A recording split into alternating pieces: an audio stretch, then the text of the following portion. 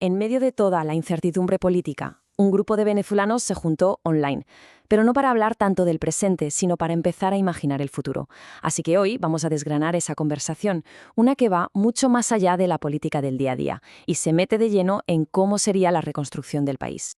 Y la charla arrancaba con esta frase, que viene de una canción que se ha convertido casi en un himno. La verdad es que captura perfectamente la sensación principal de todo el debate. Esa convicción de que una era política en Venezuela se está terminando y que, bueno, ya toca pensar en lo que viene.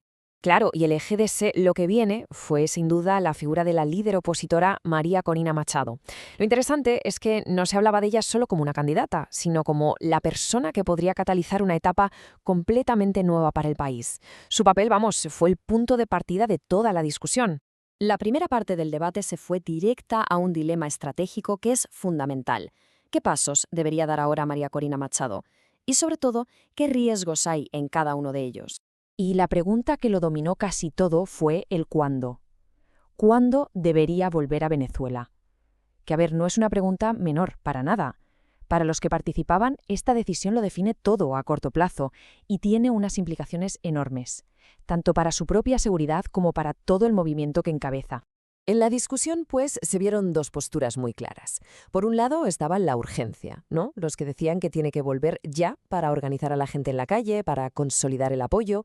Y por otro lado estaba la cautela, los que insistían en que su seguridad personal es la prioridad número uno. Vamos, el clásico dilema entre arriesgarse y asegurar. Esta cita creo que deja muy clara la intensidad del sentimiento. Para los que hablaban, es que no hay un plan B. Consideran que su liderazgo no es algo que se pueda negociar y que cualquier elección sin ella sería directamente ilegítima, una traición a lo que la gente votó en las primarias. Vale, con el tema del liderazgo más o menos claro, la conversación pasó al cómo. ¿Qué pasos concretos hacen falta para que el cambio de verdad ocurra? Y aquí el consenso apuntaba a una limpieza institucional, pero de las profundas.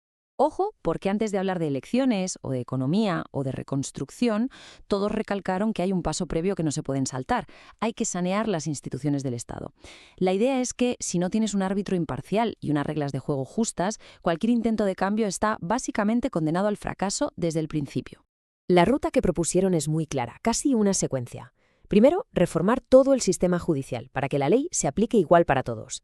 Segundo, y esto es clave, una reestructuración total del Consejo Nacional Electoral para que las elecciones sean transparentes. Y tercero, una reorganización general del resto de poderes públicos. Sin estos tres pilares, argumentaban, no hay transición que valga.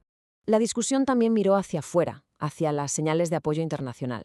Se habló, por ejemplo, del respaldo que percibían de la administración Trump, de la presencia del Comando Sur patrullando cerca de la costa o de declaraciones de altos funcionarios de Estados Unidos. Vamos, que para ellos esto no es un proceso que esté ocurriendo de forma aislada. Pero el análisis fue mucho más allá de la política de transición. La parte más ambiciosa, la verdad, fue cuando empezaron a dibujar una idea a gran escala.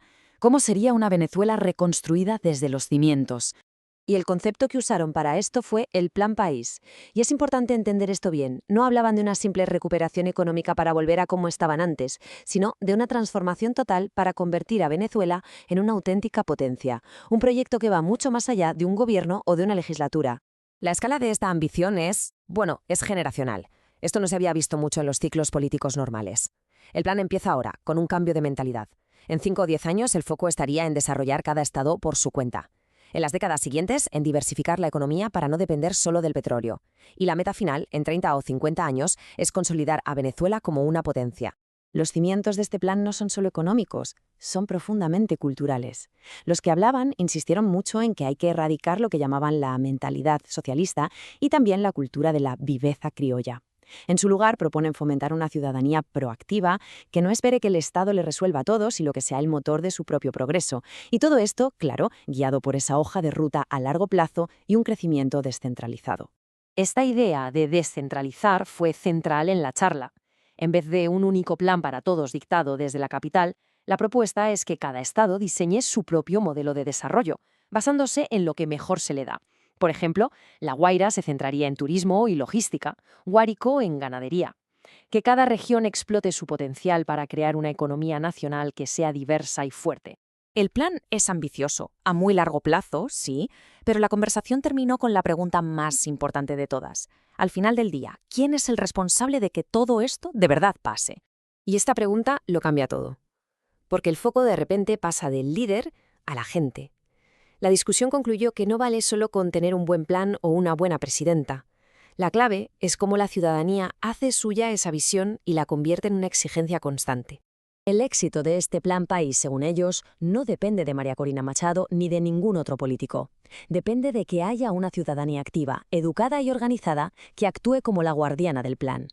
Una ciudadanía que le exija a cualquier gobierno que se ciña a esa hoja de ruta, convirtiéndola en una política de Estado y no de un solo partido. Y este análisis termina con esta pregunta tan potente que es la misma con la que cerraron ellos. No es una pregunta sobre líderes, sino sobre el poder de la gente. Y deja la reflexión en el aire. ¿Cuál es el mecanismo para que un pueblo no solo elija a sus gobernantes, sino que les exija construir ladrillo a ladrillo el futuro que quieren? Ahí queda eso.